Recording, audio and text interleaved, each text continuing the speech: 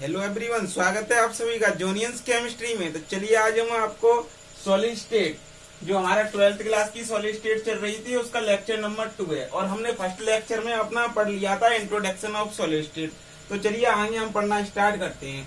ठीक है। अच्छा, हमने आपको एक चीज बताई थी कि जो हमारा सॉलिड स्टेट है, जो सॉलिड स्टेट है, हम उसे क्यों पढ़ रहे हैं। हमने आपको 3 क्वेश्चन कराए थे। सॉलिड स्टेट व्हाट, सेकंड था वाई और थर्ड था हाउ। ये चीज हम आपको बता चुके थे कि सॉलिड स्टेट हमारा क्या है। वो हमने जो लास्ट लेक्चर था उसमें हमने आपको एक्सप्लेन कर ही दिया था। वाई, सॉलिड स्टेट को हम क्यों पढ़ें, तो हमने ये बता दिया था क्योंकि हमें किसी भी सॉलिड की क्या पता करनी होती है, प्रॉपर्टी। क्या प्रॉपर्टी पता करने के लिए हम सॉलिड स्टेट को पढ़ते हैं। अच्छा, हाउ कैसे पढ़ेंगे, क्योंकि हमें सारा का सारा सॉलिड स्टेट में हमें क्या पढ़ना होता है, अरेंजमेंट पढ़ना होता। क्या अरेंजमेंट पढ़ना होता है। अरेंजमेंट में हमें 1D पढ़ेंगे पहले, उसके बाद हम 2D पढ़ेंगे, उसके बाद हम 3D अरेंजमेंट पढ़ेंगे। इसी में सारे का सारा हमारा जो सॉलिड स्टेट है वो हम पढ़ लेंगे। इसी में सारा का सारा हमारा समझ में आ जाएगा। चलिए तो स्टार्ट करते हैं हम पढ़ना। लास्ट लेक्चर में हमने अपना इंट्रो सॉलिड स्टेट समझ लिया था कि सॉलिड स्टेट हमारा है क्या। हमने ये पढ़ रहे हैं, हम अपने में क्या पढ़ रहे हैं, देखो हम इसमें सॉलिड पढ़ते हैं। ठीक है। अच्छा, अब सॉलिड में हम कौन सा सॉलिड पढ़ेंगे, क्रिस्टलाइन सॉलिड पढ़ेंगे। क्रिस्टलाइन सॉलिड पढ़ते हैं क्योंकि सारे के सारे जितने भी सॉलिड हम स्टडी करेंगे सॉलिड स्टेट में, सारे के सारे क्रिस्टलाइन सॉलिड होते हैं, क्योंकि हमारे पास सॉलिड की हम स्टडी नहीं कर सकते। ये चीज हम आपको लास्ट लेक्चर में बता ही चुके थे, क्योंकि हमारे पास हमारे रेगुलर अरेंजमेंट रखते हैं, और जो ये हमारे क्रिस्टलाइन सॉलिड होते हैं वो रेगुलर अरेंजमेंट रखते हैं। और जो रेगुलर अरेंजमेंट होता है इनके पास, उन्हीं को हम स्टडी करते हैं सॉलिड स्टेट में। ठीक है। तो हम कौन से सॉलिड पढ़ेंगे, क्रिस्टलाइन सॉलिड पढ़ेंगे। क्यों पढ़ेंगे, क्योंकि हमें इनकी क्या पता करनी होती है, प्रॉपर्टी। क्या क्यों पढ़ेंगे, क्योंकि हमें इनकी प्रॉपर्टी पता करनी होती है। अच्छा, किसी भी सॉलिड की प्रॉपर्टी पता करने से पहले उसका हमें क्या पढ़ना होता है, अरेंजमेंट। क्या अरेंजमेंट। अच्छा, अरेंजमेंट किसका पढ़ेंगे हम, क्रिस्टलाइन सॉलिड का। ठीक है।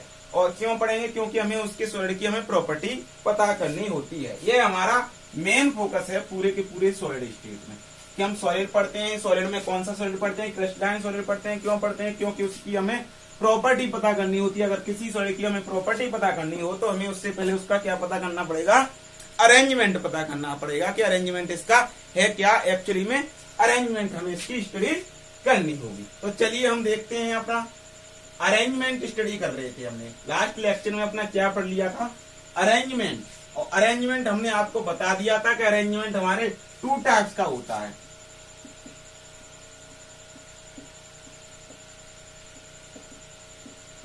हम बता चुके थे कि अरेंजमेंट हमारा रेगुलर अरेंजमेंट पढ़ते हैं हम,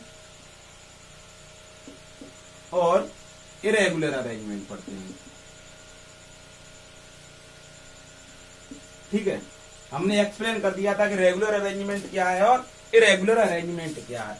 अच्छा, अरेंजमेंट में हमें 3D अरेंजमेंट पढ़ते हैं। क्या 3D, क्योंकि दुनिया में जितने भी सारे सॉलिड हैं वो सब 3D होते हैं। अब जो 3D सॉलिड हैं तो हमें 3D अरेंजमेंट पढ़ना पड़ेगा कि वो 3D कैसे अरेंज होकर के कितने एटम साइंस या मॉलिक्यूल से मिलकर के बने हुए हैं। और 3D अरेंजमेंट पढ़ने के लिए हमें सबसे पहले 2D अरेंजमेंट पढ़ना पड़ेगा, और 2D को समझने के लिए हमें 1D अरेंजमेंट पढ़ना होगा।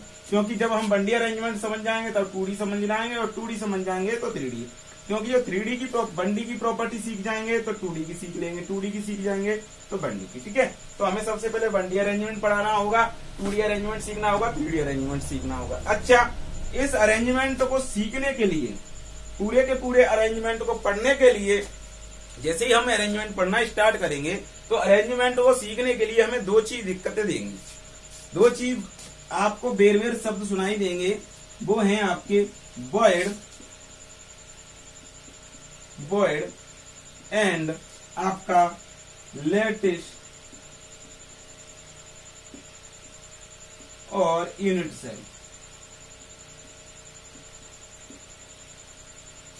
वर्ड होती है आपकी रिक्तिका, हिंदी में बोलें तो ईपी बोर्ड वाले बच्चियों। और लैटिस होता है आपका जालक, और यूनिट सेल इकाई कोष्टिका। ये हिंदी यूपी बोर्ड वालों के लिए, ठीक है। तो हमें क्या पढ़ेंगे, देखो हम अरेंजमेंट पढ़ रहे हैं। अरेंजमेंट हम कौन सा अरेंजमेंट स्टडी करते हैं सॉलिड का, रेगुलर अरेंजमेंट पढ़ते हैं। रेगुलर अरेंजमेंट क्यों पढ़ते हैं, क्योंकि ये क्रिस्टलाइन सॉलिड बनाती है और दुनिया में हम क्रिस्टलाइन सॉलिड की स्टडी कर सकते हैं, हमारे पास सॉलिड की स्टडी हम नहीं कर सकते। इस बात को आप फोकस कर लीजिए, ठीक है। अच्छा, इरेगुलर हम पढ़ेंगे नहीं, ठीक है। अच्छा, अरेंजमेंट में हमें सबसे पहले बंडी अरेंजमेंट पढ़ना होगा, क्योंकि वैसे हालांकि दुनिया में सारे सॉलिड 3D होते हैं, तो हमें 3D समझने के लिए 2D पढ़ना पड़ेगा, 2D के लिए बंडी अरेंजमेंट पढ़ना होगा। तो हम सबसे पहले बंडी अरेंजमेंट पढ़ेंगे, 2D अरेंजमेंट पढ़ेंगे, फिर 3D अरेंजमेंट पढ़ेंगे।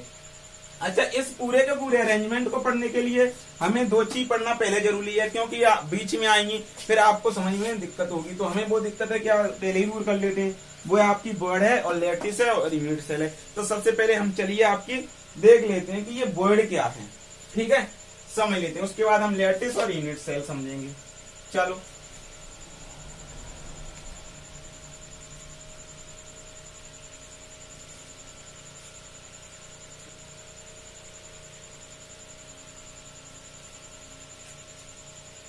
जान लेते हैं हम अपना कि वर्ड क्या है। वर्ड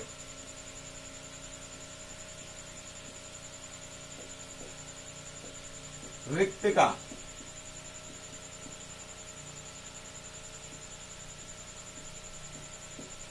देखिए वर्ड क्या है। हम जानते हैं जो हमारे सॉलिड होते हैं वो 3D होते हैं पहली बार, ठीक है। अच्छा, हम किसी सॉलिड का फॉर्मेशन कर रहे हैं, तो किसी सॉलिड को बनाने के लिए क्या चाहिए, एटम्स, आयंस या मॉलिक्यूल्स चाहिए। क्या चाहिए, एटम, आयन या मॉलिक्यूल्स, ठीक है। इनसे ही मिलकर के हमारा सॉलिड बनता है, एटम से, आयन से और मॉलिक्यूल से मिलकर बनता है। अब हमारे पास एटम है, ठीक है, और हम किसी सॉलिड को फॉर्मेशन कर रहे हैं। हम जानते हैं अब हमारे पास जो एटम है उनको फॉर्मेशन सॉलिड का करें तो हम एटम को पास पास लाएंगे, क्योंकि उनके बीच में अट्रैक्शन फोर्स स्ट्रांग होता है, और एटम साइंस या मॉलिक्यूल्स के बीच में स्ट्रांग होगा अट्रैक्शन फोर्स, वो तो पास पास आएंगे। मान के चलो, सपोज करो मेरे पास 3 बॉल हैं, ठीक है, 1 2 3 या 3 फुटबॉल हैं, ठीक है, वो एटम है। अब इनसे हम किसी सॉलिड को बना रहे हैं, तो आपस में हम तीनों को मिलाएंगे, ठीक है। अब तीनों को मिलाने से हम कितनी भी अपनी ताकत लगा लें, जितने अंदर हमारे है, तो लेकिन उसके बीच में कुछ ना कुछ खाली स्थान रह जाता है। क्या रह जाता है, ऑक्यूपाइड स्पेस रह जाता है, कुछ ना कुछ खाली स्थान रह जाता है। इसी प्रकार से किसी भी सॉलिड का फॉर्मेशन हो, वो एटम, आयन या मॉलिक्यूल से मिलकर के बना होगा, तो उसके बीच में कुछ ना कुछ खाली स्थान रह जाता है, क्योंकि हमारे सारे सॉलिड 3D होते हैं, तो एटम से ही मिलकर बने होंगे, परमाणु, ठीक है। तो उस खाली स्थान को, उस ऑक्यूपाइड स्पेस को ही हम क्या कहते हैं, वर्ड कहते हैं। समझो, देखो, मान के चलो हमारे पास 3 एटम है, ठीक है, 3 एटम है, और इनके बीच में इंटर न्यूक्लियर फोर्सेस, जो अट्रैक्शन फोर्स है वो स्ट्रांग है, और स्ट्रांग है तो हमारा सॉलिड का फॉर्मेशन होगा। तो हमारे ये 3 एटम, इनके बीच में इंटर न्यूक्लियर फोर्सेस स्ट्रांग है, तो ये पास पास आएंगे, ठीक है। अब इतनी पास आएंगे, कितनी भी पास आ जाएं ये तीनों एटम, कितनी भी पास आ जाएं ये तीनों एटम, कितनी भी पास में आ जाएं, ये इनका सेंटर है, ठीक है। ये क्या है, इनका सेंटर है। ये तीनों एटम कितने भी पास में आ जाएं, लेकिन इनके बीच में कुछ ना कुछ खाली स्थान जरूर रह जाएगा। इनके बीच में कुछ ना कुछ खाली स्थान जरूर रह जाता, ऑक्यूपाइड स्पेस जरूर रह जाता है, ठीक है। तो इस खाली स्थान को, इस ऑक्यूपाइड स्पेस को ही हम क्या कहते हैं, दैट इज वॉइड। इसी को हम कहते हैं वॉइड। बात समझ में आई कि नहीं आई, देखो दोबारा समझो। अब चाहे हमारे पास कितने भी एटम हो, ये तो हमने मान के चला 3 एटम से हमारा कोई सॉलिड बनना है, अब उनको आपस में मिलाएं। अरे मान के चलो हमारे पास ये एटम है, 4 एटम है, इनको हमने खूब आपस में मिलाया, कितना भी स्ट्रॉन्ग लगाया, जिनके अट्रैक्शन फोर्स था उससे भी ज्यादा हमने अपनी भी ताकत लगा दी। लेकिन ये फुटबॉल ले लेना आप, 2 फुटबॉल या 3 फुटबॉल, 4 फुटबॉल लेनी, 1 फुटबॉल, 2 फुटबॉल, 2 फुटबॉल, 2 फुटबॉल आपस में मिलाई, लेकिन आप कितनी भी फोर्स लगा लो उनके बीच में, अट्रैक्शन फोर्स कितना भी कर दो अट्रैक्शन फोर्स, लेकिन उसके बीच में कुछ ना कुछ क्या रह जाएगा, ऑक्यूपाइड स्पेस रह जाता है, उसके बीच में कुछ ना कुछ देखो ये ऑक्यूपाइड स्पेस रह जाता है। अच्छा, इस ऑक्यूपाइड स्पेस को हम क्या कहते हैं, इस ऑक्यूपाइड स्पेस को हम कहते हैं वॉइड। मतलब जब किसी सॉलिड का फॉर्मेशन होता है तो उसके बीच में उसके एटम्स, आयंस या मॉलिक्यूल्स के बीच में कुछ ना कुछ ऑक्यूपाइड स्पेस रह जाता है। इस ऑक्यूपाइड स्पेस को ही हम क्या कहते हैं, वॉइड कहते हैं। क्या कहते हैं, वॉइड कहते हैं। बात समझ में आई? अच्छा, हमने वर्ड समझ लिया, वर्ड है क्या। तो अब हमारा फोकस होगा कि हमारी वर्ड कितने टाइप्स की होती है, वर्ड कितने प्रकार की होती है। तो देखते हैं हमारा, अब पढ़ेंगे हम टाइप्स ऑफ वर्ड।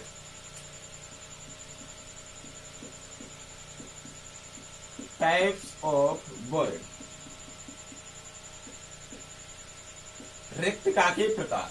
अच्छा, बेसिकली हमारी जो वर्ड है वो 2 टाइप्स की होती है। ठीक है, कितने प्रकार की होती है, 2 प्रकार की होती है, 2 टाइप्स की होती है। Number first 2D word, number second आ जाएगी आपकी 3D वर्ड। 2D वर्ड और 3D वर्ड, जब 2D का फॉर्मेशन होता है तब उसके बीच में ऑक्यूपाइड स्पेस रह जाए उसे 2D वर्ड कहेंगे। जब 3D का फॉर्मेशन हो उसके बीच में ऑक्यूपाइड स्पेस आ जाए तब 3D वर्ड कहेंगे। अच्छा, हमने बोला था लेकिन दुनिया में तो कोई 3D होते हैं सारे, 2D नहीं होते। लेकिन हमने ये भी तो बोला था 3D को समझने के लिए 2D बहुत जरूरी है। तो हम अगर 3D वर्ड को पढ़ेंगे, उसको समझेंगे, तो 3D वर्ड को समझने से पहले हमें 2D वर्ड समझना बहुत जरूरी है। क्योंकि 2D सॉलिड का फॉर्मेशन समझने के लिए, 3D सॉलिड का फॉर्मेशन समझने के लिए 2D सॉलिड का फॉर्मेशन जरूरी है। 3D का अरेंजमेंट समझने के लिए 2D का अरेंजमेंट बहुत जरूरी है। क्योंकि 3D की प्रॉपर्टी जानने के लिए 2D की प्रॉपर्टी जानना बहुत जरूरी है। तो हम पहले 2D वर्ड पढ़ते हैं, उसके बाद हम देखेंगे हमारी की 3D वर्ड क्या है। चलिए, अच्छा, जो हमारी 2D वर्ड है ये भी हमारी 2 टाइप्स की होती है। कितने प्रकार की, 2D वर्ड हमारी 2 टाइप्स की होती है। और जो हमारी 3D वर्ड है ये हमारी 3 टाइप्स की होती है। कितने टाइप्स की, ये 3 टाइप्स की होती है। अच्छा, जो 2D वर्ड है वो कौन कौन सी होती है, देखो। नंबर फर्स्ट होती है आपकी स्क्वायर,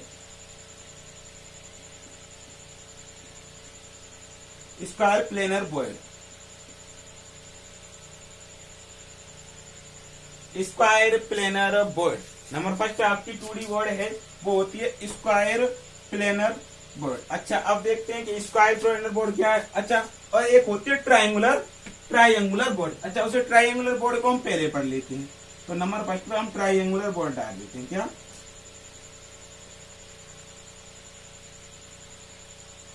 ट्राइंगुलर वर्ड। और नंबर सेकंड है आपकी स्क्वायर प्लेनर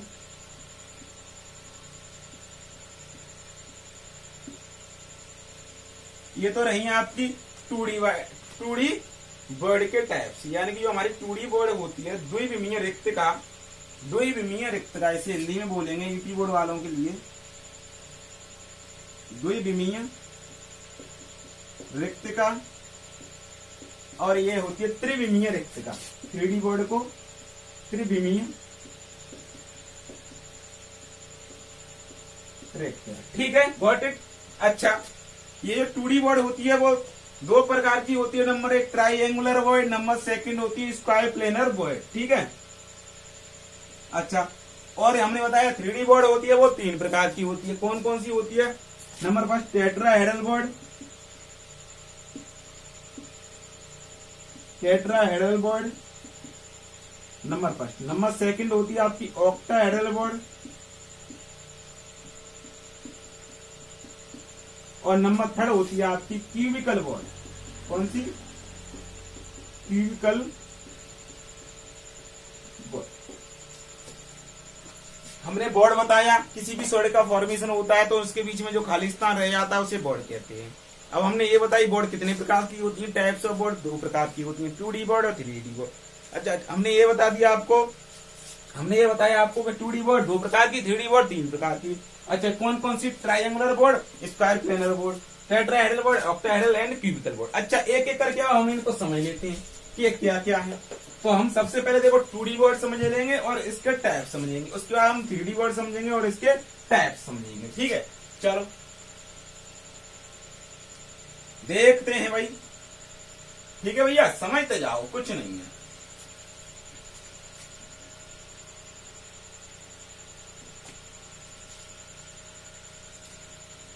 हाँ, हम पढ़ेंगे अब 2D वर्ड। कौन सी 2D वर्ड पढ़ रहे हैं, यानी कि द्विविमीय रेखा हमने बता दी है 2 प्रकार की होती है। ट्राइएंगुलर वर्ड,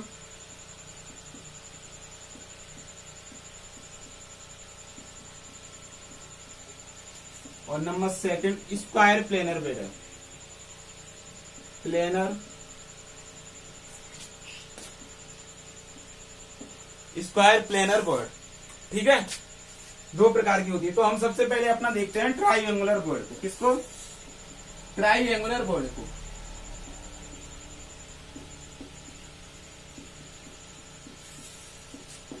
क्या देखते हैं हम अपना? Triangular word. चलिए देखते हैं ट्राइएंगुलर। जैसे नाम से ही क्लियर हो रहा है कि ट्राइएंगुलर बने। क्या बने? ट्राइएंगुलर, यानी कि ट्राइंगल बने। ट्राइंगल बनना चाहिए। अच्छा, किसी ट्राइंगल को बनने के लिए हमें क्या चाहिए? 3 पॉइंट चाहिए। क्या चाहिए? 3 सेंटर चाहिए। कितने सेंटर चाहिए? ट्राइंगल बनाने के लिए हमें कितने सेंटर चाहिए? 3 सेंटर चाहिए। अच्छा, 3 सेंटर कहां से मिलेंगे हमें? 3 एटम से। अरे एक एटम का 1 सेंटर होता है, तो 3 एटम के 3 सेंटर। अब हम उसको कैसे अरेंज करें कि हमारा ट्राइंगल बन जाए? ठीक है, 3 एटम। अच्छा, एटम ही क्यों लिए? क्योंकि हमारा जो सॉलिड का फॉर्मेशन होता है वो एटम से ही होता है। ठीक है, तो हम कैसे ट्राइंगल बना सकते हैं? तो देखो, हमने लिया 1 एटम, ये गया, दूसरा एटम हमारा ये गया, और तीसरा एटम हमने ये अरेंज कर दिया। अच्छा, अब इनके सेंटर हमने ये सेंटर, अब इसके सेंटर हमने मिला दिए, तो हमारा क्या बन गया? ट्राइंगल बन गया। क्या बन गया? ट्राइंगल। तो अच्छा, 3 एटम के सेंटर मिलाने से ट्राइंगल बन गया। अब इसके बीच में आपके जो ये खाली स्थान रह गया, ये वाला, ये इसे कहते हैं हम ट्राइएंगुलर वर्ड। क्या कहते हैं इसको? हम ट्राइएंगुलर वर्ड कहते हैं। अच्छा, ट्राइएंगुलर ई बोर्ड क्यों कहते हैं? क्योंकि भाई ये ट्राइंगुलर बनना है, इसमें इसके बेस पर ये ट्राइंगुलर बनना है, इसके बेस पर इसका नाम ट्राइएंगुलर बोर्ड रखा है। इसके में जो बोर्ड बच रही है, जो खाली स्थान है, तो ट्राइंगुलर बोर्ड समझ में आया किसे कहते हैं? 3 एटम को मिलने से जो सॉलिड का फॉर्मेशन हो रहा है, उसके बीच में जो ऑक्यूपाइड स्पेस रह जाता है, उसे हम ट्राइएंगुलर बोर्ड कहते हैं। अच्छा, क्वेश्चन कैसे आ सकता है इससे? इधर देखो, मैं मिटा देता हूँ। क्वेश्चन कैसे आएगा? पहले तो ये आपको थ्योरेटिकल क्वेश्चन यही पूछ लेगा कि ट्राइएंगुलर बोर्ड किसे कहते हैं, ये गया। अच्छा, क्वेश्चन ये पूछा जाता है इसका कोऑर्डिनेशन नंबर। अच्छा, ये कोऑर्डिनेशन केमिस्ट्री का नहीं है, ये कोऑर्डिनेशन नंबर आपका सॉलिड स्टेट में है। तो कोऑर्डिनेशन नंबर आपको पूछा जाएगा कि coordination number of triangular board का कितना होगा। अच्छा, कोऑर्डिनेशन नंबर आपको आगे भी पूछा जाएगा, तो मैं आपको कोऑर्डिनेशन नंबर बता ही देता हूँ कि चाहे वो कोऑर्डिनेशन नंबर आपको ट्राइएंगुलर बोर्ड का पूछे, चाहे स्क्वायर प्लेनर बोर्ड का पूछे, चाहे आपको क्यूबिकल बोर्ड का पूछे, चाहे ऑक्टाहेड्रल बोर्ड का पूछे, चाहे टेट्राहेड्रल बोर्ड का, जो आगे मैं पढ़ाऊंगा, किसी का भी आपको कोऑर्डिनेशन नंबर बोर्ड का पूछे, कोऑर्डिनेशन नंबर आपको पूरे के पूरे सॉलिड स्टेट में 2 चीजों का पूछेगा। ये बात ध्यान में रखो। नंबर फर्स्ट आपको बोर्ड का पूछेगा, किसका? बोर्ड का। और नंबर सेकंड आपको एटम का पूछेगा। ठीक है, अब वर्ड चाहे कौन सी हो, मैं आपको पढ़ा ही रहा हूं। और एटम का कैसे पूछेगा? तो हमको एक ही चीज ध्यान रखनी है। देखो, कोऑर्डिनेशन कितना सिंपल होगा न्यूमेरिकल करना। जब आपको कोऑर्डिनेशन नंबर आपको वर्ड का पूछे, तो बस ये ध्यान रखना है कि जो वर्ड है आपकी, जिसका कोऑर्डिनेशन नंबर पूछा है, वो वर्ड कितने एटम से मिलकर बनी है, कितने एटम से मिलकर बनी है। बस जितने एटम से मिलकर बनी है वो ही उसका क्या हो जाता है? Coordination number. आपको सबसे पहले अगर कोऑर्डिनेशन नंबर ऑफ बॉर्ड का पूछा है तो ये देख लो कि जो बॉर्ड है वो कितने एटम से मिलकर बनी है। आपने देख लिया 4 से मिलकर बनी है तो कोऑर्डिनेशन नंबर भी 4। आपने देखा 3 से मिलकर बनी है, कोऑर्डिनेशन नंबर भी 3। आपने देखा 6 से मिलकर बनी है तो कोऑर्डिनेशन नंबर भी 6। आपको देखना क्या है कि कितने एटम से मिलकर के वो बॉर्ड बनी है। अच्छा, अब जब एटम की बात करें, वो किसकी बात करें बेटा, एटम की बात करें कि एटम का कोऑर्डिनेशन नंबर क्या है, तो आपको केवल और केवल एक बात ध्यान में रखनी है। जब एटम की बात करता है तो वो बात ध्यान में ये रखनी है कि जो एटम है जिसका आपको कोऑर्डिनेशन नंबर पूछा गया है, जिसका आपको कोऑर्डिनेशन नंबर पूछा गया, वो कितनों को टच कर रहा है, कितनों को टच कर रहा है। हाँ भैया सही है, बिल्कुल टच कर रहा है। यानी कि इस एटम का पूछा है तो वो कितने एटम को आगे पीछे ऊपर नीचे अपने टच कर रहा है। जितने एटम को वो टच कर रहा है वो ही उसका कोऑर्डिनेशन नंबर हो जाएगा। मान के चलो ये एटम है, ये एटम है, ये एटम है, ये एटम है आपका। इस एटम का उसने क्या पूछ लिया भैया, कोऑर्डिनेशन नंबर पूछ लिया भैया। क्या पूछा, इसका आपको कोऑर्डिनेशन नंबर पूछा। तो अब आपको क्या देखना है, ये कितने को टच कर रहा है। एक को ये टच कर रहा है, दूसरे को ये कर रहा है, तीसरे को ये, चौथे को ये, यानी कि ये 4 एटम को टच कर रहा है। तो इसका कोऑर्डिनेशन नंबर कितना हो गया, 4 हो गया। ठीक है, चलो बताएंगे आगे, अच्छी तरह से समझाएंगे। तो आपको अभी ये ध्यान में रखना है कि आपको अगर कोऑर्डिनेशन नंबर पूरी की पूरी सॉलिड स्टेट में पूछा जाता है तो कोऑर्डिनेशन नंबर से 2 प्रकार के क्वेश्चन आ सकते हैं। पहला कि बॉर्ड का कोऑर्डिनेशन नंबर क्या है, दूसरा कि एटम का कोऑर्डिनेशन नंबर क्या है। जब बॉर्ड की बात कर रहा है तो आप देख लो, जब कोऑर्डिनेशन नंबर बॉर्ड का पूछ रहा है तो आपको फोकस में ये देना कि वो कितनों को टच कर रहा है। जब कोऑर्डिनेशन नंबर एटम की बात कर रहा है तो आपको देख लो, जब कोऑर्डिनेशन नंबर ऑफ बॉर्ड का पूछ रहा है तो वो कितने से मिलकर बनी है वो बॉर्ड। ठीक है, आपको इस बात पर फोकस देना है। दूसरी बात, जब वो एटम की बात कर रहा है तो देख लो वो कितनों को टच कर रहा है। अच्छा, यहाँ पर कोऑर्डिनेशन नंबर किसका पूछा जा रहा है, बॉर्ड का। तो देखो कोऑर्डिनेशन नंबर यहाँ लिख देता हूँ, यहाँ पर कोऑर्डिनेशन नंबर ऑफ बॉर्ड, कौन सी बॉर्ड, ट्राइंगुलर बॉर्ड का। यानी कि ट्राइंगुलर बॉर्ड का कोऑर्डिनेशन नंबर यहाँ पर देखो कितना हो जाएगा।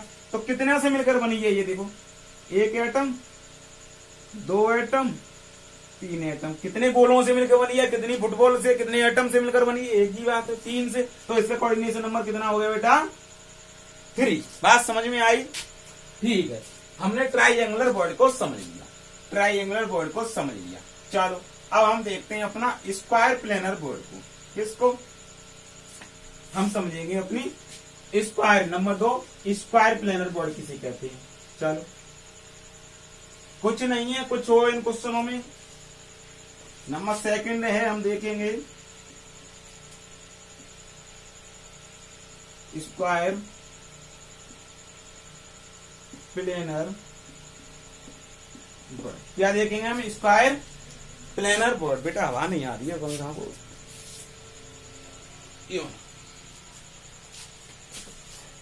ठीक है। अच्छा, हम अब क्या देखेंगे, अपना स्क्वायर प्लेनर बोर्ड को देखेंगे।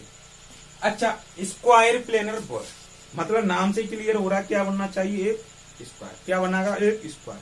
अब स्क्वायर बनाने के लिए क्या चाहिए हमें, 4 पॉइंट, 1 पॉइंट, 2 पॉइंट, 3 पॉइंट, 4।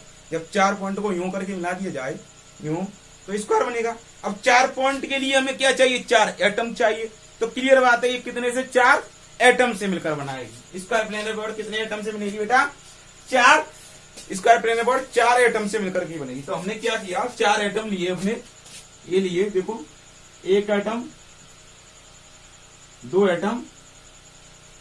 अच्छा, स्ट्रॉन्ग है तो पास पास जाएंगे भैया, जाएंगे भैया, टच करेंगे स्क्वायर। अच्छा, अब यहाँ पर स्क्वायर कैसे बना, इसका सेंटर देखो, इसका सेंटर, इसका सेंटर, इसका सेंटर, इसका सेंटर, यूं, अरे यहाँ कर लो सेंटर सारी। चलो ये बन गया आपका स्क्वायर। अब इसके बीच में जो ऑक्यूपाइड स्पेस बचा, इसके बीच में जो ये ऑक्यूपाइड स्पेस बचा, जो ये ऑक्यूपाइड स्पेस बचा, इसे ही कहते हैं हम स्क्वायर प्लेनर बोर्ड। इसे ही हम कहते हैं स्क्वायर प्लेनर बोर्ड। यानी कि 4 एटम से मिलकर के जब किसी सॉलिड का फॉर्मेशन होता है तो उसके बीच में जो ऑक्यूपाइड स्पेस रह जाए, जो खाली जगह रह जाए, उस खाली जगह को ही क्या कहते हैं, हम स्क्वायर प्लेनर बोर्ड कहते हैं। क्योंकि 4 एटम को मिलाने पर, उनके सेंटर को मिलाने पर एक स्क्वायर का ही फॉर्मेशन होता है। इसी के बेस पर इसका नाम स्क्वायर प्लेनर बोर्ड रखा। स्क्वायर क्यों रखा है इसका नाम, स्क्वायर प्लेनर बॉडी क्यों रखा है इस बॉडी का नाम, इसलिए रखा कि भैया 4 एटम को मिलाया और 4 एटम के सेंटर को मिलाया तो क्या बन गया हमारा, एक स्क्वायर मिल गया। अब स्क्वायर मिल गया तो भाई स्क्वायर के नाम पर रख दो, क्या फर्क क्या है, कुछ फर्क नहीं पड़ जाता, स्क्वायर प्लेनर बॉडी इसका नाम रख दिया गया। अच्छा, इसमें अब कोऑर्डिनेशन नंबर की बात आएगी कि इसका कोऑर्डिनेशन नंबर कितना होगा, coordination number of square planar body कितना होगा, कितने एटम से मिलकर बना है, गिनो, 1 एटम, 2 एटम, 3 एटम, 4 एटम। मैंने बताया कि अगर बर्ड की बात की जाए तो कोऑर्डिनेशन नंबर ऑफ बर्ड की बात कर रहा है तो आप देख लो कि कितने एटम से मिलकर के वो बना है। तो ये कितने एटम से मिलकर बना है, 1 2 3 4। तो इस स्क्वायर प्लेनर बर्ड का कोऑर्डिनेशन नंबर कितना हो गया, 4। कितना हुआ बेटा, 4 हो गया। ठीक है, अच्छा चलिए हमने अब स्क्वायर प्लेनर बर्ड समझ लिया, हमने अपनी 2D बर्ड समझ ली। अब हम 2D बर्ड से अपना 3D बर्ड समझते हैं कि 3D बर्ड हमारी क्या है। ठीक है, चलो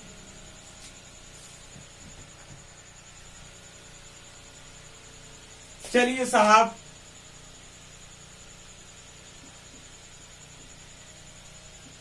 ठीक है भैया, 3D बर्ड पर आए। अब हमने बताया आपको 3D बर्ड हमारी कितने प्रकार की थी, 3 प्रकार की। नंबर फर्स्ट कौन सी थी, टेट्राहेड्रल बर्ड, टेट्राहेड्रल बर्ड, ये नंबर फर्स्ट थी। नंबर सेकंड थी आपकी ऑक्टाहेड्रल बर्ड,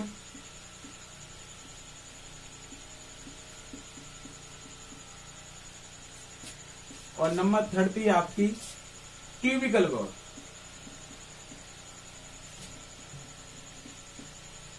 कोई दिक्कत, ठीक है। अच्छा, एक एक करके चलिए हम समझ लेते हैं। पहले हम समझेंगे कि हमारी जो टेट्राहेड्रल बर्ड है वो क्या है। देखो, आपने सुनी होगी ज्यामिति, टेट्राहेड्रल ज्यामिति कैसी होती है। अच्छा, मैंने अभी आपको बताया था कि 3D को समझने के लिए 2D समझना बहुत जरूरी है। 3D बर्ड हमको जब ही समझ में आएंगी, हालांकि दुनिया में सारी 3D बर्ड होती हैं क्योंकि 3D एटम होते हैं और 3D एटम से ही मिलकर हमारे सॉलिड बनते हैं। तो जो सॉलिड 3D से ही बनेंगे तो 3D बर्ड बॉडी हमारी होगी, लेकिन 2D तो होता ही नहीं है कुछ। लेकिन हमने 2D बर्ड भी अपनी पढ़ी थी। क्यों पढ़ी थी, क्योंकि 3D बर्ड को समझाने के लिए 2D बर्ड बहुत जरूरी है। अब देखो, टेट्राहेड्रल बर्ड समझेंगे हम। टेट्राहेड्रल बर्ड किसे कहते हैं, हमने टेट्राहेड्रल बर्ड अब कैसे बनेगी। देखो, हमने अभी 2D बर्ड्स पढ़ी थी। 2D बर्ड में कौन सी बर्ड पढ़ी थी हमने, अपने ट्राइंगुलर बर्ड। कौन सी, ट्राइंगुलर। तो ट्राइंगुलर किसे बनी थी, हमारे 3 एटम को मिलाने से। हमने किया 3 एटम को मिलाया था और इनके सेंटर को आपस में मिलाने से इसके बीच में जो ऑक्यूपाइड स्पेस रहा वो क्या रहा, हमारा ट्राइंगुलर बर्ड रहा था। ठीक है, अच्छा एक बात आप ध्यान में रख लो। अब हम कह रहे हैं टेट्राहेड्रल बर्ड, ये बात तो क्लियर है। टेट्राहेड्रल मतलब 4 एटम चाहिए इसको बनने के लिए। तो हमने क्या कहा, तो एक अब ट्राइंगुलर से ही बनेगी। ये क्यों बनेगी, क्योंकि 2D 3D किससे बनेंगी, सारी की सारी 2D से। क्योंकि हमें 3D समझाने के लिए 2D तो मदद करेंगे। तो 3D से बनाने के लिए, 3D बोर्ड बनाने के लिए 2D बोर्ड मदद करेगी। 2D बोर्ड कौन सी थी हमारी, इसके लिए पहले हमने ट्राइंगुलर पढ़ी थी, ट्राइंगुलर बना दिया। हमने क्या किया, एक एटम इसके ऊपर रख दिया। क्या किया हमने, एक एटम इसके ऊपर रख दिया। अब इसके बीच में जो ऑक्यूपाइड स्पेस, जो खाली स्थान रहा, उसे हम कहेंगे टेट्राहेड्रल बर्ड। आई बात समझ में। हमारे पास 3 एटम है, 1 एटम, 2 एटम, 3 एटम, ट्राइंगुलर बना रहे हैं। 1 फुटबॉल, 2 फुटबॉल, 3 फुटबॉल। ठीक है, हमने क्या किया, 1 फुटबॉल थी वो उठा करके जस्ट उसके ऊपर रख दी। किसके ऊपर, तीनों फुटबॉलों के ऊपर। 1 फुटबॉल उठाई, उसके जस्ट ऊपर रख दी। किस पर, जो उसकी बर्ड थी उसके ऊपर। ठीक है, यानी जो ट्राइंगुलर जो बर्ड बन रही थी, 1 फुटबॉल, 2 फुटबॉल, 3 फुटबॉल, 3 फुटबॉल थी, ट्राइंगुलर बर्ड बन रही थी, 1 फुटबॉल ली, उस बर्ड के ऊपर रख दी, 4 फुटबॉल हो गई। अब 4 फुटबॉल मिलकर के हमारा, अब इसके बीच में जो ऑक्यूपाइड स्पेस रहा, इसके बीच में जो खाली जगह रही, वो होती है हमारी टेट्राहेड्रल बर्ड। Clear, simple. अच्छा, क्वेश्चन वही आएगा आपका, कोऑर्डिनेशन नंबर। मैंने कोऑर्डिनेशन नंबर पहले ही बता दिया था कि कोऑर्डिनेशन नंबर ऑफ बर्ड कैसे निकालते हैं। वह कितनों से मिलके बनी है, जितने से मिलके बनी है वही उसका कोऑर्डिनेशन नंबर। यह bond 1 atom 2 atom 3 atom 4 atom से मिलकर बनी है, तो इसका कोऑर्डिनेशन नंबर कितना हो गया? 4 हो गया बड़े भाई। ठीक है साहेब, 4 हो गया इसका कोऑर्डिनेशन नंबर। अब बात करते हैं हम अपनी ऑक्टाहेड्रल बॉन्ड की। ऑक्टाहेड्रल बॉन्ड के लिए हमने बोला 2D समझाएगी 3D बॉन्ड को, ट्राइंगुलर ने समझाया 3D बॉन्ड को। अब ट्राइंगुलर के बाद हमने पढ़ी थी स्क्वायर प्लेनर बॉन्ड, तो हम यहाँ पर स्क्वायर प्लेनर बनाएंगे। यूं ही तो बन रही थी हमारी स्क्वायर, ठीक है, यूं बन रही थी। अब हमने क्या किया, ऑक्टाहेड्रल को समझाने के लिए हमारे पास 2 एटम ये रखे 2 एटम ये रखे, यानी कि स्क्वायर प्लेनर बोर्ड बनाएगी। 2 एटम 2 फुटबॉल 2 फुटबॉल, ठीक है, 4 फुटबॉल रखी। हमने क्या किया, इसके ऊपर जस्ट ऊपर 1 फुटबॉल रख दी, इसके जस्ट ऊपर 1 फुटबॉल रख दी इस बोर्ड के, और इसके जस्ट नीचे 1 फुटबॉल, जस्ट नीचे इसके 1 फुटबॉल रख दी, यानी कि 4 फुटबॉल रखी हुई है हमारी। उसके ऊपर 1 फुटबॉल रख दी जो उसके बीच में खाली स्थान था, और उसके एक नीचे फुटबॉल रख दी, एक ऊपर रख दी एक उसके नीचे रख दी। अरे ये हमारी 4 फुटबॉल है, क्या है ये हमारी 4 football, 1 football 2 football 3 football 4 football. एक हमने इसके जो बीच में खाली स्थान था ऊपर रख दी, और एक रख दी हमने इसके नीचे। नहीं आई समझ में? देखो ये मान के चलो हमारा प्लेन है, ठीक है। यहाँ पर क्या है, 4 फुटबॉल रखी हुई, 1 फुटबॉल ये रखी है, 1 फुटबॉल ये रखी है, 1 फुटबॉल ये रखी है, 1 फुटबॉल ये, 4 फुटबॉल रखी है। अब बीच में इसके में जो खाली स्थान रहा, ये हमारी स्क्वायर प्लेनर बोर्ड होगी, क्योंकि स्क्वायर प्लेनर बनी। जो खाली स्थान रहा उसके ऊपर 1 फुटबॉल हमने उठाई, राम सीधा यूं रख दी, और एक और उठाई इसके नीचे रख दी, यानी ये 4 फुटबॉल हैं, एक इसके ऊपर रख दी और एक इसके कहां रख दी, नीचे रख दी। तो ऐसा करने से उसके बीच में जो खाली स्थान ये रह गया, ये जो ऑक्यूपाइड स्पेस रह गया, ये जो बचा, इस ऑक्यूपाइड स्पेस को ही हम क्या कहते हैं, ऑक्टाहेड्रल बॉन्ड कहते हैं। इसको ही हम क्या कहते हैं, अष्टफलकीय रिक्तिका, हिंदी में ऑक्टाहेड्रल बॉन्ड कहते हैं। अच्छा, इसका कोऑर्डिनेशन नंबर कितना होगा? हमने क्या बोला, कोऑर्डिनेशन नंबर देखने के लिए उसके देख लो तुरंत, बॉन्ड की बात कर रहा है तो वो कितने एटम से मिलके बनी है, तो 4 एटम तो दे गई। एक एटम ऊपर रखो, एक एटम नीचे रखो है, तो एटम क्या हुए सब 6, तो कोऑर्डिनेशन नंबर कितने हुआ इसका, 6 हुआ। ठीक है बेटा, इसका कोऑर्डिनेशन नंबर हुआ 6। अच्छा, अब बात करते हैं हम अपनी क्यूबिकल बॉन्ड की। क्यूबिकल बॉन्ड की तो इसमें क्या होता है कि देखो 2 एटम यूं रखे हैं, 2 एटम ये रखे हैं, 2 एटम ये, 2 एटम ये। अब जस्ट इन 2 एटम के ऊपर 2 एटम और रख दिए, जस्ट इधर के 2 एटम के ऊपर 2 एटम और रख दिए। अब क्या किया हमने, जलन कोने वाला जो एटम था उसका सेंटर और इसके नीचे वाला जो एटम था उसका सेंटर से यूं मिला दिया। जलन जो कोने वाला एटम था उसका सेंटर और इसके नीचे वाला जो कोने था वो मिला दिया सेंटर। इसका सेंटर नीचे वाले सेंटर से, इसका सेंटर इसके नीचे वाले से, इसका इसके, इसका इससे, इसका इससे, यानी कि एक हमारा क्यूब टाइप का बनेगा। ये हमारे 4 एटम हैं, और हमने इन 4 एटम के जस्ट ऊपर 4 एटम और रख दिए। इसके ऊपर 1 एटम, इसके ऊपर 1 एटम, इसके ऊपर 1 एटम, इसके ऊपर, यानी इनके सेंटर को इसके सेंटर से, इसके सेंटर को ऊपर वाले को नीचे वाले से मिला दिया, इसके ऊपर वाले को इसके नीचे से, इसके ऊपर वाले को इसके नीचे, इसके ऊपर वाले से, ऐसे करके। अब इसके बीच में जो ऑक्यूपाइड स्पेस बचा, इस ऑक्यूपाइड स्पेस को ही हम क्यूबिकल बॉन्ड कहते हैं। यह शेप कुछ आपको 3D में इस प्रकार की दिखाई दे सकती है, इस प्रकार की दिखाई देगी। मींस देखो 4 एटम ये रखे हैं आपके नीचे। अच्छा, ये एटम अपने दिमाग में इमेज बना लेना, एक दूसरे को क्या कर रहे हैं, टच कर रहे हैं। क्या कर रहे हैं भैया, टच कर रहे हैं, तभी तो सॉलिड का फॉर्मेशन होगा। और 4 एटम हमने रखे हुए ये ऊपर, यानी ये वाले जो 4 एटम हैं, देखो ऐसे बनाओ। हमारे पास ये 4 एटम है, और ये एटम एक दूसरे को टच कर रहे हैं। क्या कर रहे हैं, टच। हमने क्या किया, जस्ट इसके ऊपर, इन 4 एटम के जस्ट ऊपर हमने क्या किया, 4 एटम और रख दिए। जस्ट इसके ऊपर हमने 4 एटम और रख दिया। हमने क्या किया, इसके जो नीचे वाला जो एटम था, इसके जो ऊपर एटम है, इस एटम के ऊपर ये एटम एक दूसरे को यूं करके टच कर रहे हैं। अभी हमने यहाँ पर मान लिया अपना डायग्राम अपना समझाने के लिए, ठीक है। अगर बड़ा बड़ा बनाएंगे तो फिर आपको वो स्ट्रक्चर ऐसी दिखाई देगी। तो हमको 3D में समझाने के लिए यही तरीका है आपको। आप केवल अपने दिमाग में इमेज बना लो कि ये एटम एक दूसरे को टच कर रहे हैं, क्योंकि जब अट्रैक्शन फोर्स लगेगा तो आपस में टच करेंगे, तभी तो हमारा सॉलिड का फॉर्मेशन होगा, दूर दूर नहीं है। हमने क्या किया, जो नीचे वाला जो एटम है, ये कुंडे वाला, इसके जो ऊपर जो एटम ये वाला रखा हुआ है, इसके सेंटर को यूं मिला दिया, ठीक है। अब जा साइड का इधर का जो एटम है और इसके ऊपर जो एटम रखा हुआ है, इसको यूं मिला दिया। बात समझ में आई? अच्छा, अब जो ऊपर एटम था, इसके सेंटर को इसके सेंटर से, इसके नीचे वाले एटम के सेंटर से मिला दिया।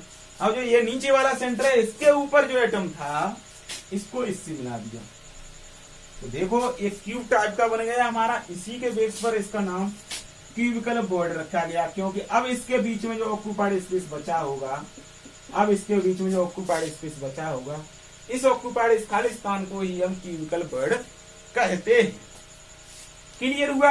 अच्छा, इसका कोऑर्डिनेशन नंबर कितना होगा?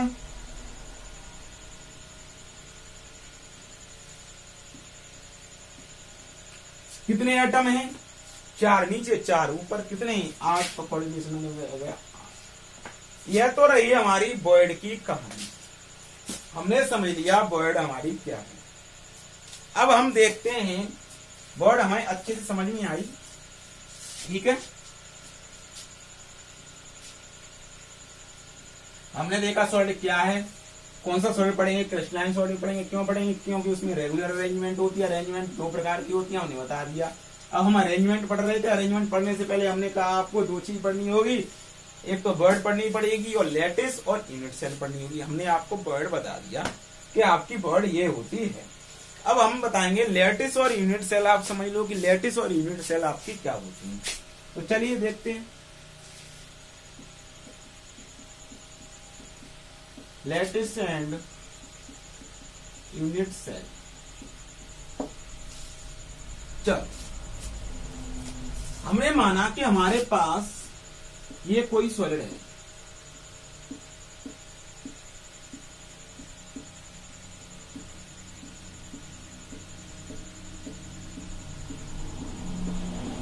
ये हमारा क्या है, एक सॉलिड है, और हमें पता नहीं है इसके बारे में, कोई प्रॉपर्टी नहीं है हमें जानकारी भैया। और हमें जानकारी लेनी है, सॉलिड स्टेट की प्रॉपर्टी पता करनी, तो हमें सॉलिड स्टेट पढ़ना पड़ेगा। और ये हमारा कौन सा सॉलिड रहा, तो फिर हमें अननोन, हमें जानकारी नहीं है कौन सा सॉलिड है। ये हमारा अननोन सॉलिड है, ये इतना बड़ा हमारा अननोन सॉलिड है। अब हमें इसके बारे में जानना है। हमें ये पता है कि इसकी जो अरेंजमेंट है वो रेगुलर अरेंजमेंट है, और फिर हमें इसके एटम की अरेंजमेंट सीखनी होगी, ठीक है। तो जब रेगुलर अरेंजमेंट है तो इतने हिस्से में इसके एटम्स, आयंस या परमाणु या मॉलिक्यूल्स की जो अरेंजमेंट होगी वो इतने में होगी। वो यहाँ पर भी अरेंजमेंट होगी, वही अरेंजमेंट यहाँ सेम होगी, वही अरेंजमेंट यहाँ सेम होगी। दैट मीन्स वो अरेंजमेंट सारे के सारे सॉलिड में सेम होगी। क्यों होगी? क्योंकि इसमें रेगुलर अरेंजमेंट है। रेगुलर अरेंजमेंट मैंने बताया था कि वो सारे के सारे सॉलिड में सेम अरेंजमेंट होती है। वही अरेंजमेंट जिस हिस्से में होगी वही इस हिस्से में होगी, वही इस हिस्से में। सपोज आप मानो, अज्यूम करो कि हमारे सामने एक इतनी बड़ी बर्फ की सिल्ली रखी है। क्या है? बर्फ की सिल्ली। अच्छा, बर्फ कैसी है? आइस कैसी होती है? सॉलिड होती है। अब 1 मिनट के लिए आप अपने दिमाग में से ये निकाल के बाहर फेंक दो कि हमारे जो सामने बर्फ है उसे हम जानते ही नहीं है कि वो आइस है। उसका हमें जानकारी नहीं है, ठंडी होती है कि गर्म होती है, उसके बारे में हम कुछ नहीं जानते कि ये हमारे किस काम में आ सकती है, इसके क्या फायदे हैं और क्या नुकसान है। हमारे सामने केवल, अब आप ये मान लो, ये जो सारा का सारा ये इतना बड़ा दिख रहा है, इमेज बनाओ, इमेजिनेशन बस, वो सारा का सारा दिख रहा है, वो क्या है? हमारा एक सॉलिड है। अब इसके बारे में हमें प्रॉपर्टी बता करनी है। सॉलिड स्टेट क्यों पढ़ते हैं? क्योंकि दुनिया में ऐसे भी सॉलिड निरे पड़े हुए हैं जिनके बारे में हमें प्रॉपर्टी पता करें और प्रॉपर्टी पता करके हम अपनी डेली लाइफ में यूज कर सकें। इसीलिए तो सॉलिड स्टेट पढ़ते हैं। अरे साल्ट है NaCl, सोडियम क्लोराइड है।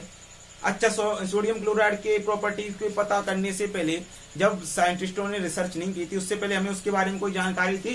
कोई जानकारी नहीं थी कि हमें ये साल्ट NaCl हमारे किस खाने में काम आता है, किस चीज में आता है, कोई जानकारी नहीं थी। अच्छा, शुगर के बारे में आपको कोई जानकारी थी? नहीं जानकारी थी। लेकिन साइंटिस्टों ने उनकी प्रॉपर्टी पता की, स्टडी की और अध्ययन किया कि इसके ये फायदे हैं और ये इसी काम में आ सकती है और हमारे डेली लाइफ में ले आए। इसी प्रकार से दुनिया में, इसी प्रकार से इस यूनिवर्स में, इस दुनिया में बहुत सारे से सॉलिड पड़े हुए हैं। क्या बहुत दुनिया में सॉलिड पड़े हुए हैं जगह जगह पर। हमें बस क्या करना है, हमें उनकी स्टडी करनी है और स्टडी करके हमें उनकी प्रॉपर्टी पता करनी है और प्रॉपर्टी पता करनी है जब हमें उसके फायदे, नुकसान, घाटे जो कुछ भी हमें पता पड़ जाएगा और हम उसको फिर अपने डेली लाइफ में ला सकें, यूज कर सकें। इसीलिए तो हम सॉलिड स्टेट पढ़ते हैं।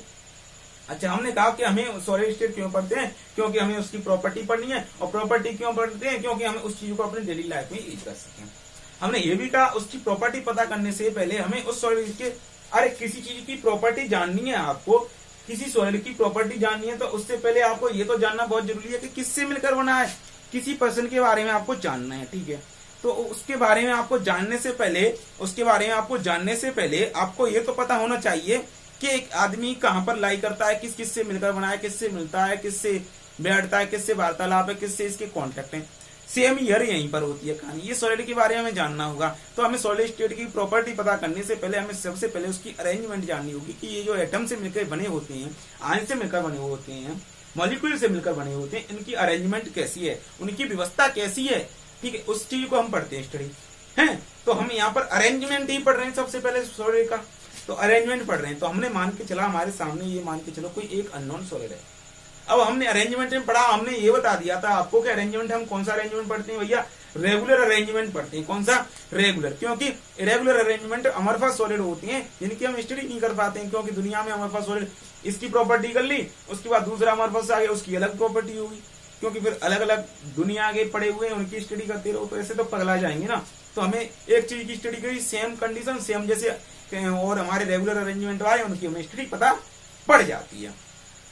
तो हमने क्या किया, हमारे पास ये एक सॉलिड है जिसकी हमें प्रॉपर्टी पता नहीं। अच्छा, रेगुलर अरेंजमेंट है इसका, तो इसका मतलब यह इतने हिस्से में जो अरेंजमेंट होगा इसका एटम आयंस परमाणु का, जो अरेंजमेंट यहाँ पर रखी यूं यूं यूं आइटम रखी, वो इतने हिस्से में होगा, वो इतने हिस्से में होगा, वो इतने हिस्से में। मीन्स कह सकते हैं हम कि जो अरेंजमेंट पूरे सॉलिड में है वो अरेंजमेंट इतने भी सॉलिड में भी होगा, वो इतने में भी होगा, इतने में, यानी कि पूरे सॉलिड का जो अरेंजमेंट है वो इतने हिस्से में भी सेम है, इतने में भी एक जैसा है, इतने में भी एक जैसा, क्योंकि उसमें का अरेंजमेंट कैसा है? Regular arrangement.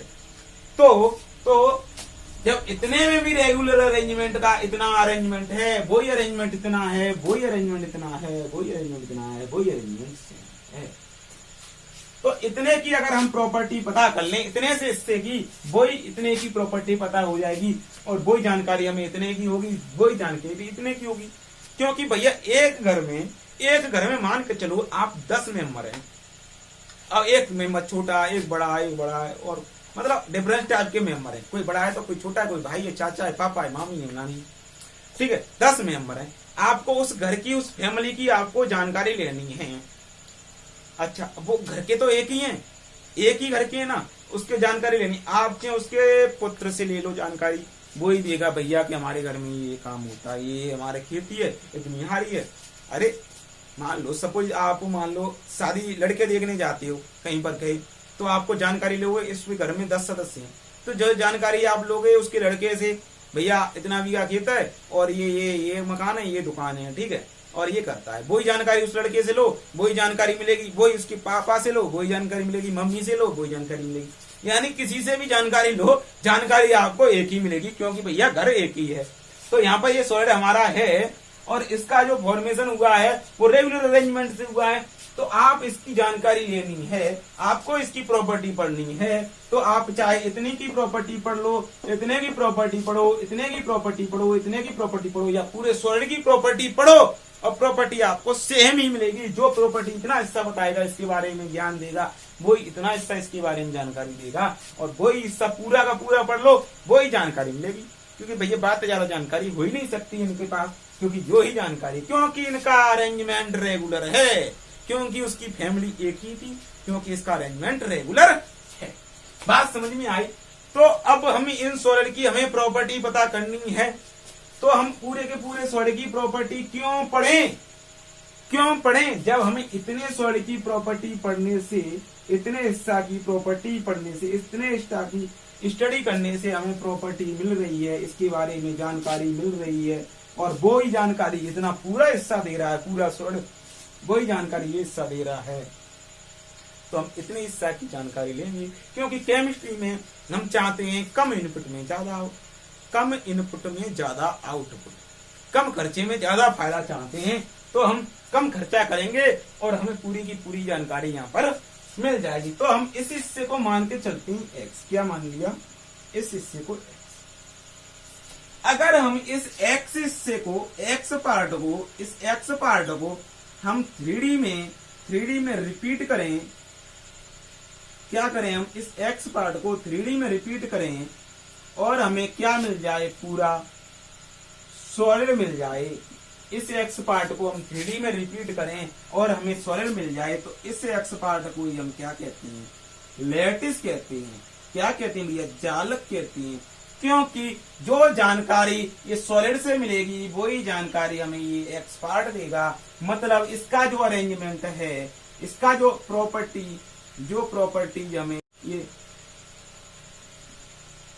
सॉलिड देगा, वही प्रॉपर्टी हमें ये एक्स पार्ट देगा, और जो अरेंजमेंट इस एक्स पार्ट का है वही अरेंजमेंट इस सॉलिड का है।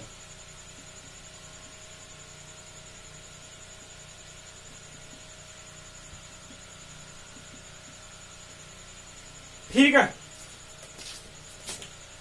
यानी कि इस एक्स पार्ट को हमने माना और इस सॉलिड के एक्स पार्ट को माना। इस एक्स पार्ट का जो अरेंजमेंट है वही अरेंजमेंट इस सॉलिड का है, तो जो एक्स पार्ट हमें प्रॉपर्टी देगा वही प्रॉपर्टी हमें सॉलिड का मिलेगा। तो इस एक्स पार्ट को अगर हम 3D में रिपीट करें तो अगर हमें सॉलिड मिल जाता है तो इस एक्स पार्ट को ही हम क्या कहते हैं? लैटिस कहते हैं। और 3D में रिपीट करने का मतलब होता है तीनों एक्सिस में दोहराना। एक्स वाई, अरे एक्स वाई जेड, 3 एक्सिस क्या होती हैं आपकी स्पेस में? एक्स एक्सिस ये हो गई, वाई एक्सिस ये हो गई, तो जेड ये होगी। कोई सी मान लो, ये वाई हो गई तो ये एक्स हो गई, तो जेड ये हो गई। ठीक है, यानी इसे एक्स मानते हो तो वाई ये हो गई, तो जेड कौन सी होगी? जेड होगी ये वाली।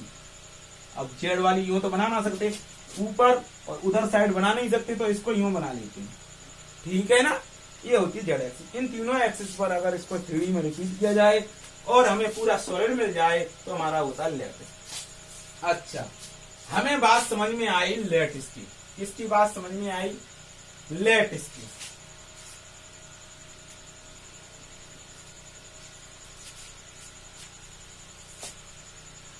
चलिए देखते हैं थोड़ा और।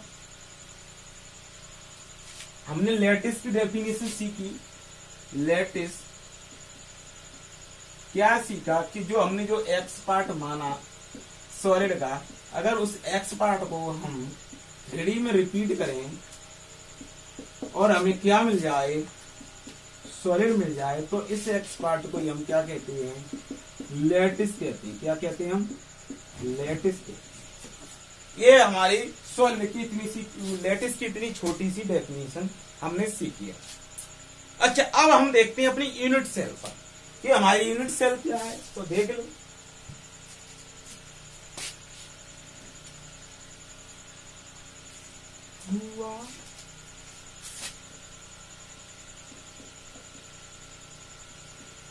यूनिट सेल, सपोज हम इस पॉइंट को क्या मान के चल रहे हैं? एटम। तो हमने किसी सॉलिड का ये लैटिस बना लिया है क्या, और ये जो एटम हैं एक दूसरे को टच करते हैं। क्या कर रहे हैं? टच कर रहे हैं। ये बात अपने दिमाग में सेट कर लो। क्या कर लो? सेट कर लो। ठीक है, दिमाग में सेट कर लो कि ये एटम एक दूसरे को, लेकिन हमने समझाने के लिए दूर दूर लिख दे रहे हैं। ये हमारी एक लैटिस है। लैटिस मतलब पूरे सॉलिड का हुआ है छोटा सा पार्ट जो हमें उसकी प्रॉपर्टी बता दे और वही प्रॉपर्टी हमारे उस लैटिस में हो और वही प्रॉपर्टी हमारे सॉलिड में हो तो उसे हम कहते हैं लैटिस।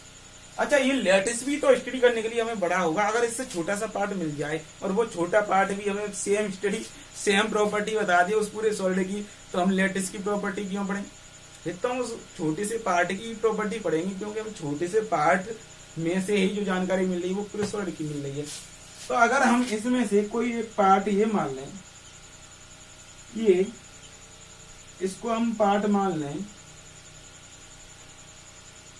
और इसको हम अगर नाम दे दें डिफाइंड स्पेस का, किसका? डिफाइंड स्पेस का।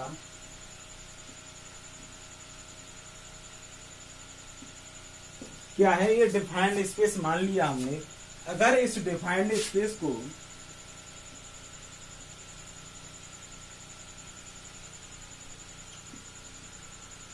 थ्री में रिपीट करें और हमें क्या मिल जाए? पूरा लैटिस मिल जाए, तो इस डिफाइंड स्पेस को हम क्या कहते हैं? Unit cell. बात समझ में आई?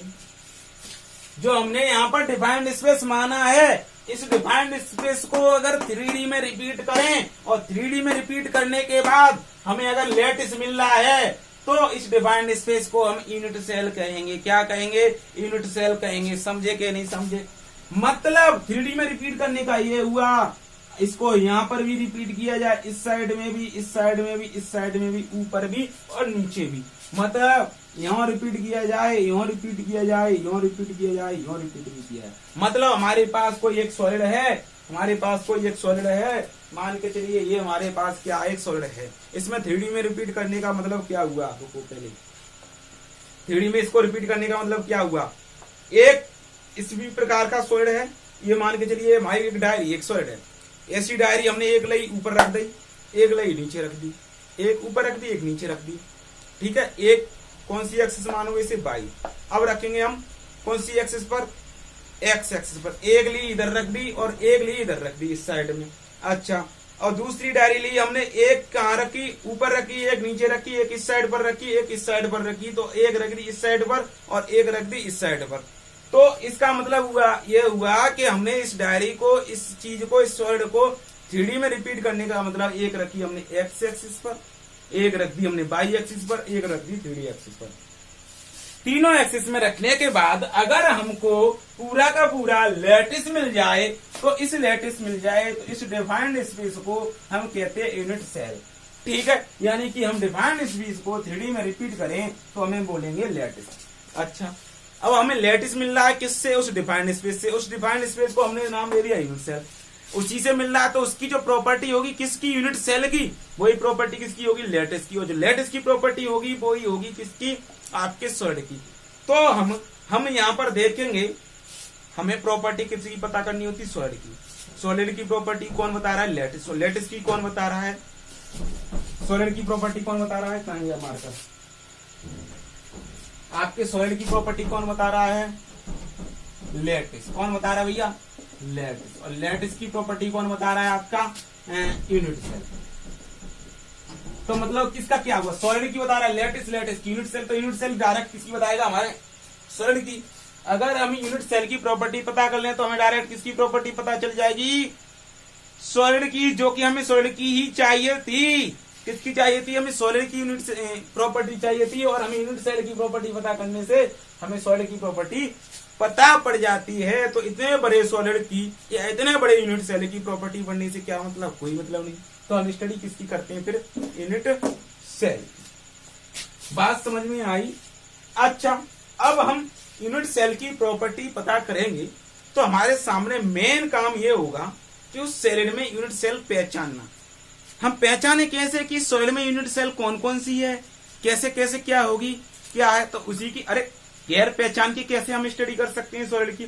तो हमें सबसे पहले हमारा काम क्या है, हमारा मेन फोकस क्या है? वो है कि हमें सॉलिड में यूनिट सेल को पहचानना कि हमारी ये यूनिट सेल है। और एक यूनिट में, एक सॉलिड में क्या एक ही यूनिट सेल हो सकती है? नहीं, कई यूनिट सेल हो सकती है। अब उस यूनिट सेल में हमें परफेक्ट यूनिट सेल चूज करना होगा। पहले तो हमारा काम है कि एक सॉलिड में हमने क्या चूज कर लिया? Unit cell. अब यूनिट सेल चूज कर ली तो यूनिट सेल एक सॉलिड में कई हो सकती है और हमें स्टडी किसकी करनी होगी? एक की। सबकी तो ना करते पड़ेंगे जाते बढ़िया, तो लेटिस की कर लेते हमें। तो उसमें से हमें क्या करना होगा, उसमें से हमें किसकी स्टडी करनी होगी, परफेक्ट यूनिट सेल की। तो हम परफेक्ट यूनिट सेल कैसे चूज करेंगे, यूनिट सेल का कैसे पता पढ़ाएंगे, ये आइए देखते हैं। चलिए बने रहिए साथ में, बस आज खत्म ही करके मानेंगे खाली यूनिट सेल को।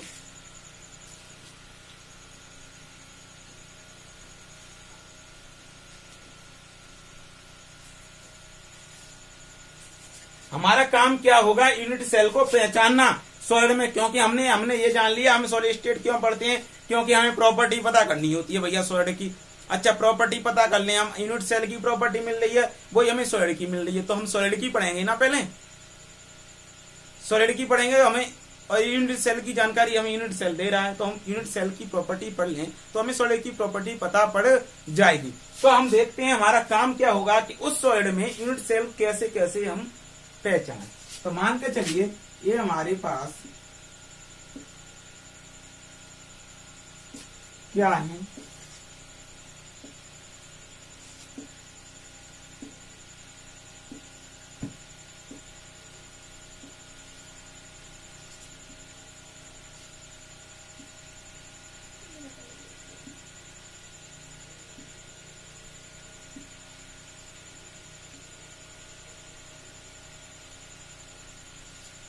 ठीक है, ये हमारी कोई एक लैटिस है। चलिए अब ये लैटिस है, अब इसमें हमें यूनिट सेल पहचाननी है। तो देखो यूनिट सेल हमारी कितनी हो सकती है, इसमें बहुत सी हो सकती है। कैसे कैसे पहचानोगे, देखो ज्योमेट्री बना बना के चेक कर लो आप कौन कौन सी हो सकती है आपकी में। देखो इसके सेंटर को इससे मिलाया, इसके सेंटर को इससे मिलाया, इसके सेंटर को ये मिलाया, इसके सेंटर को ये मिलाया, एक तो हमारी यूनिट सेल ये हो सकती है। दूसरी इसको यूं मिलाया, इसको यूं मिलाया, इसको यूं मिलाया, दूसरी ये सकती है। तीसरी इस सेंटर को यहाँ मिलाया, इसको यूं मिला दिया, इसको यूं मिला दिया, इसको यूं, तीसरी ये हो सकती है। चौथी, अच्छा ये एक दूसरे को टच कर रहे हैं भैया, ये एक दूसरे को टच कर रहे हैं, ये एटम एक दूसरे को टच कर रहे हैं, ये ऐसे बने हुए हैं, ये कुछ ऐसे बने हुए हैं, ये कुछ ऐसे बने हुए हैं, इतने बड़े बड़े हैं ये, लेकिन हमने इन्हें छोटे छोटे मान लिए हैं। इन एटम को हमने क्या मान लिया, पॉइंट मान लिया है। क्या मान लिया हमने, पॉइंट मान लिया है। ठीक है, चलिए इस प्रकार के हैं, ये समझ में आ रही है कि नहीं आ रही है बात। अच्छा दूसरी ज्यामिति क्या हो सकती है आपकी, एक इसके सेंटर को यूं मिलाया, इसके सेंटर से इसके सेंटर को यूं मिलाया, इसके सेंटर को यूं मिलाया, ये हो सकती है। अच्छा और कोई ज्यामिति बन सकती है, 1 2 3 4 और ये तो है 5, ये आपकी यूनिट सेल हो सकती है। अब हमको काम क्या होगा हमारा, हमने मान लिया ये हमारी यूनिट सेल हो सकती है, इस लेटेस्ट में ये यूनिट सेल हो सकती है। तो हमारा काम क्या होगा, पहले चेक करना होगा कि हमने जो मानी है ये यूनिट सेल है भी या नहीं है। तो हमने 1 2 3 4 5 जो भी मान रखी हैं कि ये यूनिट सेल हो सकती हैं, तो हमें सबसे पहले चेक करना होगा कि ये यूनिट सेल हमारी है भी या नहीं है। तो हमें यूनिट सेल चेक करने के लिए हमारे पास 2 तरीके हैं। हमें यूनिट सेल चेक करने के लिए हमारे पास कितने तरीके हैं, 2 तरीके हैं। नंबर फर्स्ट तरीका है आपका इमेजिनेशन का। इमेजिनेशन मतलब अपने दिमाग के घोड़े दौड़ाएं, अपने दिमाग की नसें घुमाएं और हम पता करें कि हमारी यूनिट सेल है कि नहीं। इमेजिनेशन से अपने दिमाग से पता करें। दूसरा तरीका आपका ये हो सकता है, पैकिंग इफिशियंसी।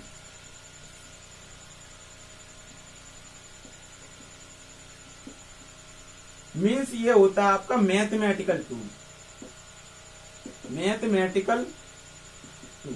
यानी कि हम किसी भी यूनिट सेल को हमने मान लिया लेटिस में ये है, उसको अब चेक करने के लिए है भी यूनिट सेल या नहीं है। तो 2 तरीका होते हैं। नंबर पहला तरीका है आपका इमेजिनेशन का और दूसरा तरीका है आपका मैथमेटिकल टूल, इसे कहते हैं पैकिंग इफिशियंसी।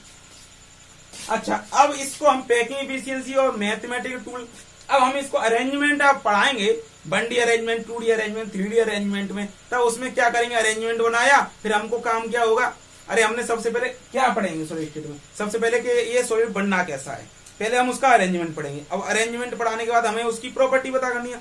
अब हमने देखा ये रेगुलर अरेंजमेंट है, 2D अरेंजमेंट है और 3D अरेंजमेंट हम पढ़ेंगे। मान के चलो 2D अरेंजमेंट पढ़े या 3D अरेंजमेंट पढ़े या 1D अरेंजमेंट पढ़े। हमने क्या किया, एक अरेंजमेंट बनाया 2D। अब हमने 2D अरेंजमेंट पता कर लिया कि इस प्रकार से ये अरेंज हुए हैं, इसमें एटम ऐसे मिले। अब दूसरा काम क्या होगा हमारा, उसके सॉलिड की जैसे अरेंज हुआ है, अब उसकी हमें प्रॉपर्टी पता करना। अच्छा, प्रॉपर्टी पता करने के लिए हमें उसके सबसे पहले काम क्या होगा कि हमें यूनिट सेल पहचानना कि इसकी यूनिट सेल कौन कौन सी हैं। तो हमारा पहला तो काम यही होगा कि हम इसमें अपना अंजान लगाएं कि ये यूनिट सेल हो सकती हैं। हमने अपने अंजान से मान लिया ये यूनिट सेल हमारी सॉलिड में है। और दूसरा काम ये होगा कि यूनिट सेल को हम चेक करना कि यूनिट सेल हैं या नहीं है, तभी तो हम प्रॉपर्टी पता कर पाएंगे। अब यूनिट सेल हम कैसे चेक करेंगे ये हैं या नहीं है, उसको चेक करने के लिए दो तरीके हैं, number first imagination, number second packing efficiency. मान लिया हमने चेक कर लिया कि ये हमारी यूनिट सेल हो सकती है, ये भी है, ये भी है, ये भी सब यूनिट सेल है, तो क्या हम सभी की स्टडी करेंगे? नहीं, हम किसी एक की स्टडी करेंगे। फिर क्यों, कैसे, कौन सी चूज करेंगे, हम कौन सी सेलेक्ट करेंगे? अगला पॉइंट होता है हमें सेलेक्ट द यूनिट सेल, इसकी हमें स्टडी करें। तो ये वाली यूनिट सेल सेलेक्ट की जाती है जो हमें सबसे ज्यादा क्या करते हैं, उसके बारे में, सॉलिड के बारे में प्रॉपर्टी बता दे, सबसे ज्यादा हमें उस सॉलिड की प्रॉपर्टी बता दे। यानी कि हमें परफेक्ट यूनिट सेल चूज करनी होती है। परफेक्ट यूनिट सेल वो होती है जो यूनिट सेल पूरे के पूरे सॉलिड की हमें जानकारी दे दे, जो उसकी प्रॉपर्टी है सॉलिड की वही प्रॉपर्टी हमें वो दे दे। कौन? Unit cell. वो हमारी क्या होगी? परफेक्ट यूनिट सेल होगी। अच्छा, उसको चेक करेंगे हम, परफेक्ट कैसे चूज करेंगे ये हम आपको बताएंगे। अब ये हम स्टडी वहां पर भी करेंगे अरेंजमेंट में, तो हम यहाँ पर ना पढ़ करके इमेजिनेशन और पैकिंग एफिशिएंसी अरेंजमेंट पढ़ेंगे, 1D अरेंजमेंट, फिर उसका क्या है सिस्टम, कैसे नोट करेंगे, यूनिट सेल क्या है, 2D पढ़ेंगे, इसमें यूनिट सेल होती है, कौन कौन सी हो सकती है, चेक करें हैं या नहीं है, फिर उसके बाद है या नहीं है उसमें चेक करा, उसकी प्रॉपर्टी पता कर ली। बस यही सारा का सारा सॉलिड में हमारा खेल है।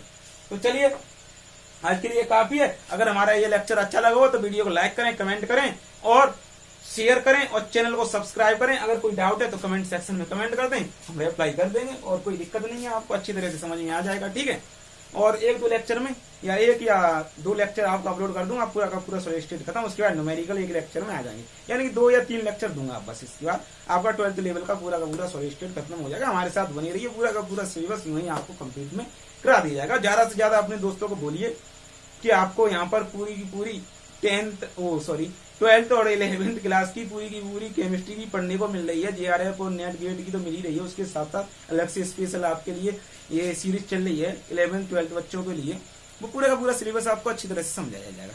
अच्छा, अगर आपको फिर भी कोई दिक्कत हो रही है, समझ में नहीं आ रहा है, क्या परेशानी, यहाँ पर दिक्कत हो रही है, हमें स्लो पढ़ा रहे हैं, फास्ट पढ़ा रहे हैं, इंग्लिश या हिंदी, कुछ भी दिक्कत आ रही है तो आप हमको कमेंट में बताइए कि सर आपकी प्रॉब्लम ये है, आप इंग्लिश में पढ़ा रही हो, आप थोड़ा हिंदी में बताइए, हिंदी में से थोड़ा इंग्लिश में मूव करिए, या आप थोड़ा स्लो पढ़ाइए, थोड़ा फास्ट पढ़ाइए, या थोड़ा लिखाइए भी बोर्ड पर। जो कुछ भी आपको क्वेरी दिमाग में आती है वो हमको कमेंट में बताइए, हम नेक्स्ट लेक्चर में सुधार कर लेंगे। ठीक है, कोई दिक्कत नहीं।